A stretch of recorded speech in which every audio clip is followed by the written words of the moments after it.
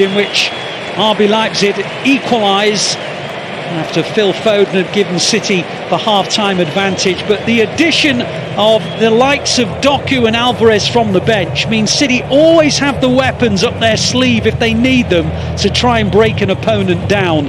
And Alvarez made it 2-1 and then set up Doku to make it 3-1, which just shows the value of the depth of City's squad. And so City go to the top of the group in style. They played 1-2. They've won here in Germany by 3-1. Well, let's go back to the studio, and I suppose the only disappointment will be those who predicted a 2-1 victory. Natalie. Thank you so much to Alistair Mann and Kit Simons there for the wonderful commentary. Welcome back to Matchday Live, where City have beaten RB Leipzig 3-1 in our second group stage game of this year's Champions League. Thank you for joining us again. I'm joined by Nedum Onuoha, Steph, Houghton and by Shaun Wright-Phillips. And breathe, everybody! What an end to the game. What an inspired substitution by Pep Guardiola. Two of the substitutes scoring and linking up together to get City over the line tonight. Nedum, how are you feeling? I imagine you're very happy overall. You would imagine that, wouldn't you? But yeah, as Ali was saying, I had a nice prediction at 2-1. I was very comfortable. I had my speech lined up. Everything was going to be said. But, Doku goes and does what he does. But, fair play to them. I think they obviously started the second half, conceded the goal. Some teams would go under there because that can be a tough place to play. But overall, it's a great performance individually, collectively, to go to Leipzig and basically have a comfortable game for the majority. I think they did that with working on the principles, not offering Leipzig any encouragement, and it's a perfectly fair result to score 3 away from home. Yes, Leipzig came out at the start of that second half out the traps a bit, Shaun. Honestly, I was still making a cup of tea when they scored. You don't need to tell anyone. Yes. Anyone. Well, you saw everything. I like to be honest. What can I say, Nedum? And I like a cup of tea, so there we go. I'll have to just take that. They came out and they started the second half much better, Shaun. More errors, I think. I asked Nedum because obviously he's the defender, and to some respects, the first touch was great, but do you take the chance, sort of thing? And if he gets away with it, I feel like just block him, take a foul, but it doesn't happen. But it was a great finish from them. Penda, he initiated the contact, which I don't think many strikers do that often, and it put him in a better position because then Akanji can't really do anything. I didn't feel like he was ready for that to happen either, and it just kind of set yourself up for it. But like Nedum said, if you can concede a goal there and still carry on playing the way you play, you deserve to come away with the victory, especially at 3-1. And to be fair, it could have been more in the first half. We didn't take some of our chances, but we did in the end, and we would come away with a win. I mentioned that Pep made a couple of substitutions in that second half. Of course, he brought on Alvarez and he brought on Doku, and both of them involved in both of the goals. First of all, in terms of that second goal for Julian Alvarez, that man is on absolute fire at the minute, Steph. Yeah, he's City's best player at this moment in time in form. I think we were a bit surprised that he didn't play tonight, but I think Pep's given that little bit of a rest, hopefully ready for Sunday, but he came on and did the business. I think him and Doku really linked up together really well, and that's just what type of form he's in when the ball's bouncing and he's just able to get his shot away. It might have took a little bit of deflection, but look, I think when you're in that form, everything kind of goes for you, and what a finish, and what a great assist for the last goal as well. 6 goals already for Julian Alvarez. And then, as you say, you mentioned that assist as well. We'll come on to that because I love how they were linking up together.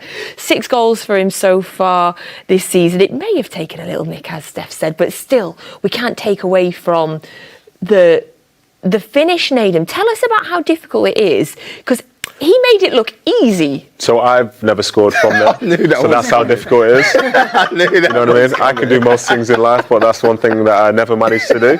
Should we go to that couch? Well, yeah, it's probably a wise bet. Someone takes free kicks and scores loads, the other one scores loads as well. Yeah, please. Yeah, take the lead on this. Scoring couch, how difficult was that? I think what amazed me is how quick he sorted his feet out, because the ball pops up and he kind of has to baby step around it to get in that position to side foot it, but to take the side foot on the bounce is hard enough to do already. But when you have players like Doku that draw 2 or 3 players towards him, that makes that 2 seconds for obviously Alvarez, but the finish is superb. Yeah, it just made it look so easy as well, Steph. And then if we're going to mention the third goal as well, of course, and his involvement in that, he came on, scored, assisted. I wouldn't say change the game is probably a bit too much, but at that point we needed that little extra spark that he brought. Yeah, I think Leipzig were trying to go for the win. They'd made some changes with Werner coming on, and I think that game started to open up, and that suits Alvarez with that little bit of space. And I think the third goal was when it's totally against the run of play for Leipzig, and Haaland gets the ball, sets it to Alvarez, and I think he makes it look easy, but it's such a hard pass to make when the defenders are coming back, and Doku he's not even running fast. We were saying in the studio, we're like, he's not even probably out of second gear, but he manages to get the ball in front of him, and what a great finish, and not a bad celebration either. I won't ask you then about Doku's finish. I'll ask Shaun. Although, have you ever scored one like that? A 1-on-1 in Europe for City? Yeah. There we go again. Carry on. Copenhagen? It was, but These have talked about this before we've come on air. Shaun, in terms of that finish by Doku, again, he takes it in his stride so easy. He stays so calm and he makes the finish look easy. That's where some attackers and wingers, I think, struggle when it's not like instinct. You have to think about it, but like you said, because he's that type of player, and he seems like, when I met him, he seemed like that sort of character as well. He's very calm, chilled, takes everything in his stride. He does exactly the same thing there, and I think he realises he's got time, and then I feel like once you get that first touch right, it kind of opened up the whole goal. He could have gone that way, and if the keeper reads him, then he can kind of whip back across, but the finish was delightful as well, and like Steph said, the celebration, he kind of danced his way into it, didn't he? little cheeky gritty, yeah, it's nice to see. What celebration did you do when you scored for City in Europe? Well, you don't need to ask me said question, but since you have done, they were rebuilding a stand at Copenhagen at the time, and they'd put up like a board and painted loads of fake fans on it. Okay. So I stood in front of them all like that, celebrating in front of the fake fans. A decision I made the day before when I said, if I score, I'm going to do this. And for the first time out of 500, I did actually score. So yeah, that was nice. City played Copenhagen last year, didn't they? Yeah. What score was it away from home?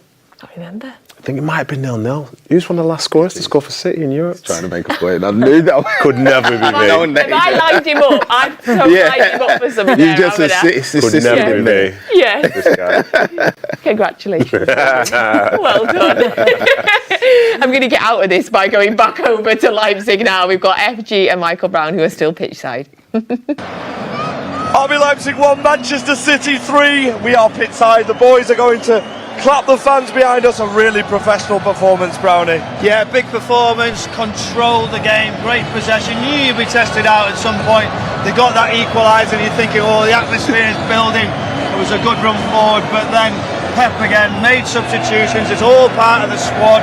Alvarez sticking it right in the top corner. Great as well at the end to finish it off with another strike from Doku. Look comfortable. Look at the supporters all behind us, and Joe, that was the result City needed. Just see Pep Guardiola as well, going up to the people around him on the bench, Jack Grealish, etc., saying brilliant, well done. They wanted this result, and it was a difficult place to come.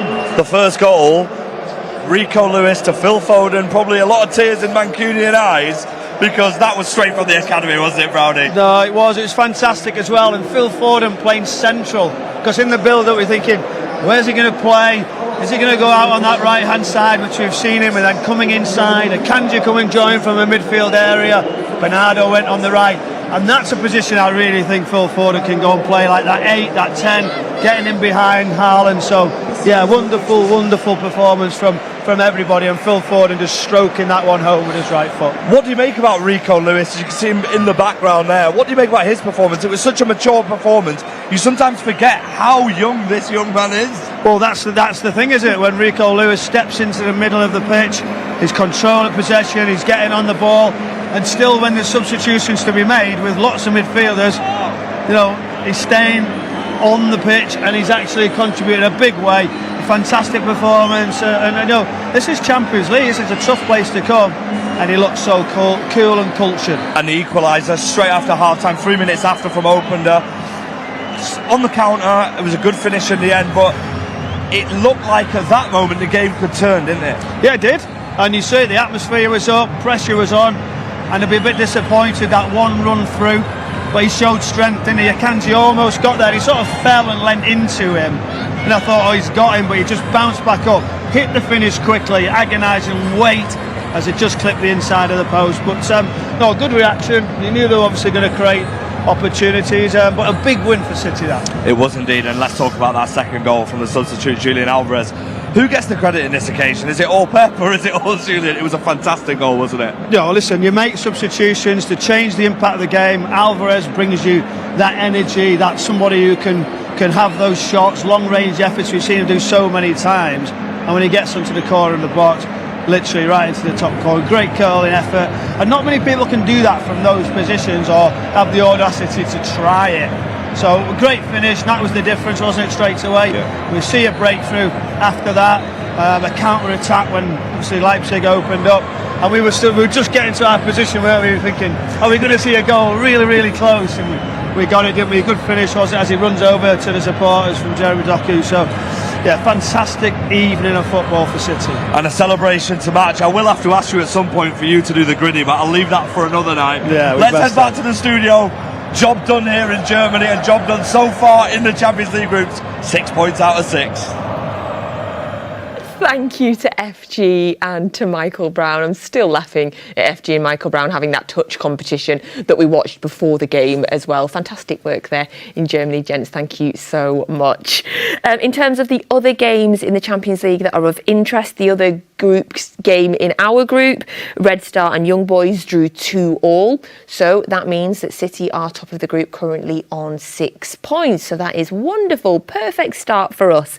In terms of the other English teams playing tonight, or English team, Newcastle United beat PSG 4-1. That was their first home game in the Champions League for 20 years. So both the English teams won tonight.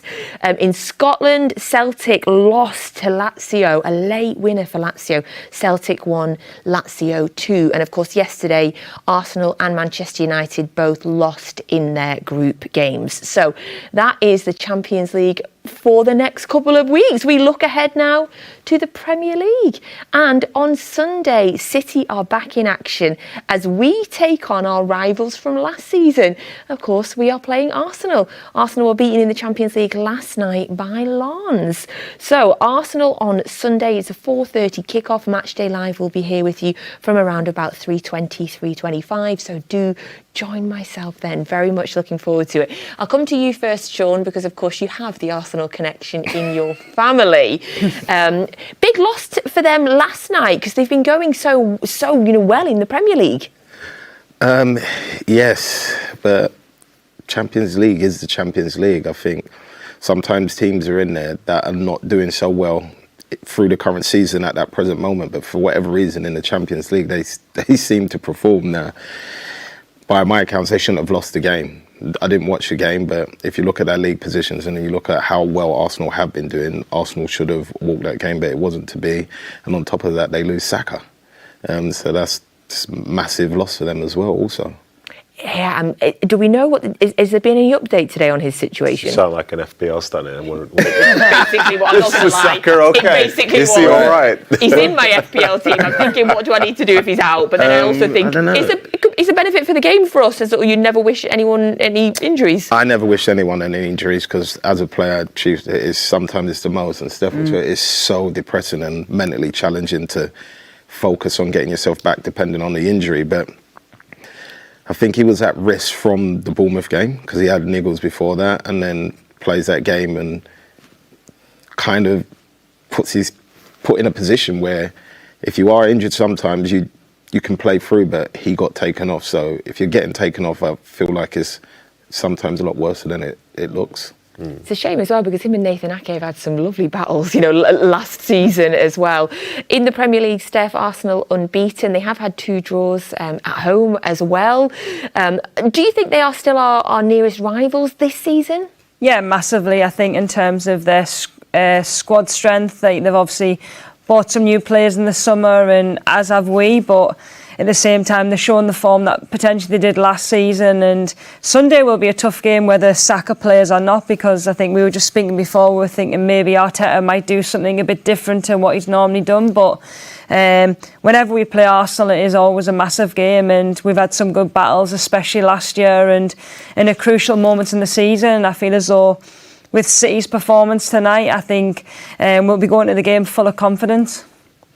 I mean, the games last season, absolutely, there was some crackers, but obviously the three of them that we had last season all went in our favour, Nedum. Yeah, that's why he's talking about those battles that Ake had. It's always nice when you can talk about winning the battles, isn't it? Definitely. I know where you're coming from. Psychologically, though, because we spoke about it on the third game that we played them last season, obviously, which was coming down to possibly be a title-deciding game. The psychologically advantage that we had over them because we'd already beaten them twice.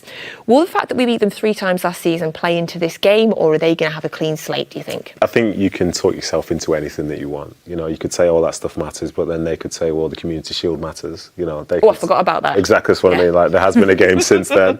And for Arteta said it after that game, to be able to beat Manchester City and to beat them at Wembley is a huge boost for their side, because they show that they can compete at that level. And for Arsenal, I think that third game, the title deciding one as such, it was at the Etihad. This is them being at home. Their home record is very, very good, and they'll want to put a marker down, go out and show that they can compete again. And it's not a chance for them to go top of the league, I don't think. Maybe. Is it? Yeah, but but even still, they've not started as well as they did last year. Last year they were basically perfect at this point. So there's a bit of pressure on, because they know themselves that chasing Man City is a very, very difficult thing to do. And if they let them get too far ahead, then it proves to be a very long season.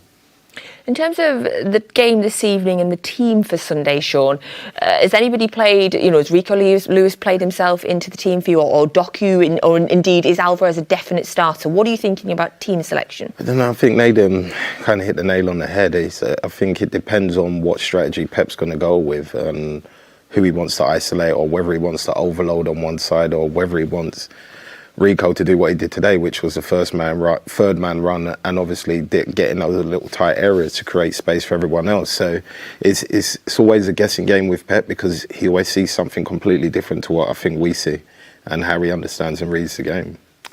To just jump in there, I think what would be fantastic in these next 3-4 days in the build up to the game, I can picture City at their training ground, Arsenal at their training ground, and they make a decision. We don't know what they're going to do, so we're just going to have to focus on how we're going to attack. Because both teams really, if you think they're going to line up in a particular way, it's odds on that it won't be the case. So you can't say the second team, right, play like this, because what is that? Yeah. Nobody knows what it's going to look like, because they're capable of playing in so many different ways.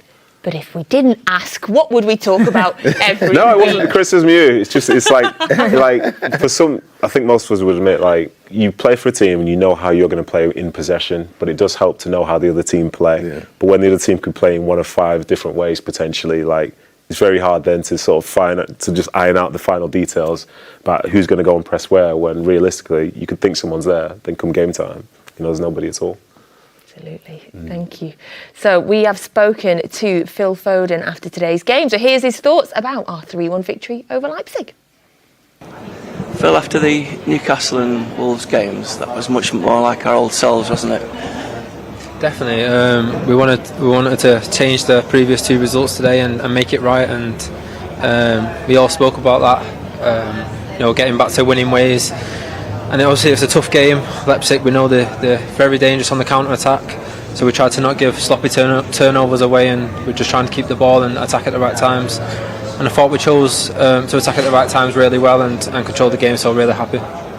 And you look right on it, right from the word go. You look like you really enjoyed yourself tonight. Definitely. Obviously playing in midfield today, still got a lot to improve in there, but I thought I performed well today, and I keep needing to do that consistently now, so yeah, going in the right direction. And your goal, that would have been easy to sky that one, wouldn't it? You took it really well. Definitely, it's difficult as well on the weaker side, but I thought Rico did brilliant as well to pull it back to me, and 2 academy boys linking up, so yeah, it's nice to see. Yeah, just talking about Rico, that's probably as well as he's played for us tonight, would you say? He's really developing. Definitely, he's the one who changes the tempo for us when we need it. He's sharp in the midfield and he breaks the line, so yeah, it's a great talent to have, and he made us play better today for sure. And they did get back in it, but with subs like Julian and Jeremy to come on, it's not bad, is it? Yeah, it's so nice, when you have these kind of subs. Jeremy, the 1v1s that he brings, and Julian, the energy and the shots from outside the box, and his overall game. So when they both came on, they changed the game straight away and won the game. So yeah, delighted. And 2 wins from 2. You can see you guys are desperate to win it again. It's not a bad statement, is it, to start off with 6 points from 6? No, it's not easy, when you come off the back of a lot of success to go again. And I thought, we started the Champions League really well, so we're top of the table now, and yeah, we're going in the right direction. And good warm up for Arsenal on Sunday as well, yeah. Yeah, another big game coming up. You know how tough it's going to be, Arsenal away. So yeah, there's always the next game around the corner, and we have to be ready for that now. We have to recover the best we can and get ready for a fight. Brilliant. Thanks a lot, Phil. Thank you. That was, of course, Phil Foden speaking after tonight's 3-1 victory in the Champions League. Yes, City's next game in the Premier League, of course, Arsenal on Sunday at 4:30. And City's next game in the WSL, also Sunday, a 12:30 kickoff against reigning champions Chelsea. What a double header of football we have for you on Sunday. First home game of the season, the WSL here at the Joy Stadium, and it is sold out. It is sure to be an electric atmosphere. Steph, what a way to start our first home game of the season, and it's the reigning champions. I bet you cannot wait for it. Yeah, really looking forward to it, to be honest. I think we always know when we play Chelsea, it's always a really tough game, and they've been so successful over the last few years. But we've got a bit more fire in our belly this year. I think we know that we need to start well, and we had a good performance against West Ham last weekend. So, and we know we pride ourselves on our home form. So, and to have a sold-out stadium on Sunday with loads of Man City fans supporting us, hopefully we'll do the trick. But yeah, really looking forward to it, and hopefully a big win. We talk about the men's team having some cracking battles with Arsenal. The women's team have had some cracking battles with Chelsea over the years as well. Yeah, it's always been a really tough game. I think it's probably one of my favourite games to play, them and Arsenal. But yeah, and especially at home, I think that's we try and use that to our advantage. Not many teams like to play us at the stadium. So I think if we train like we have done today for the rest of the week, I know that we will be prepared, and we've got such a good squad to go from, that everybody's fighting for places. But I think that brings the best out in us as individuals, and no matter what 11 goes out there, they'll be doing the job to try and get us 3 points. It seems like the atmosphere is brilliant at the minute. Obviously, we've had you on the show a few times recently. We've talked about pre-season. We've had Gareth on the show as well. It seems like the connection between the team is particularly high this season. Yeah, I think there's a good mix of experienced players and young players coming in the team, and we've got obviously Jill that came in this season, one of our new players. But I think in terms of everybody's motivation and everybody wanting to improve at the club and to kind of bring trophies back to Manchester, which is what we were missing last season, I think that's something that we're really trying to put right this season. And we've had a very long pre-season, but at the same time, I think everybody's just wanting to get into the games. And I think like the boys will know that once the game starts, it comes thick and fast, and we've all got to be ready. And yeah, Chelsea, we want to try and take that title off them, and we need to start as well as possible on Sunday. What a start for Jill as well, by the way. What a bad finish was it on Sunday, right. So she's done all right. So, busy Sunday, very exciting Sunday ahead for you. So, WSL, 12:30 kickoff, City take on Chelsea. We have Matchday Live that will be starting at 11:30 on Sunday. I'll be here with David James, Paul Dickoff and Laura Bassett. And then in the Premier League, 4:30 kickoff against Arsenal. Matchday Live again will be here from you about an hour 5, an hour 10 before kickoff there as well. And I'll also be joined by Kevin Campbell. We've got Neil Lennon joining Ali Man for commentary as well. So a busy day on Sunday, and I cannot wait. I am so excited for it. Before we go, by the way, everybody, we've done some quick totting up, and we reckon you three might be record holders. Oh, no. There we go. Yes. No, it's a good one. We think that your combined appearances for Manchester City, between the three of you, we're going for 1,155 appearances between them, and we reckon that is a record for guests that we've had on the show. Do you think it's that many, yeah? That's a lot. Yeah. Oh, and we're adding Juve and Keith into that. Oh, sorry, guys. I was going to say. Sorry, guys. I was thinking how many. Yo. All right, hold on. Oh, I'm going to put Michael Brown in that as well. Okay. Everyone. It's a team effort. It's the whole Matchday Live squad. Everyone together. It's a team effort, yes. Yeah, guys. We'll take it. It's fine. Thank you all for being here. Nathan, thank you so much. Steph, thank you. Best of luck for Sunday. Shaun, thank you as always. What a brilliant show. I've so enjoyed myself. Wonderful result for the men tonight in the Champions League. 3-1 victory over Leipzig. Now, between now and Sunday, if you don't know what you're going to do with yourselves, we've got some sneak preview of something you're very much going to enjoy, because City Studios has gone and done it again. Another incredible documentary is coming your way, and it's going to be out this weekend. Something for you to get chomping on before our huge double header on Sunday. So here is a little sneak preview for you now of our new documentary. They followed our women's team around last season. This is Right. We know that when we play our best football, no one can beat us. What I'm seeing from the players at the moment.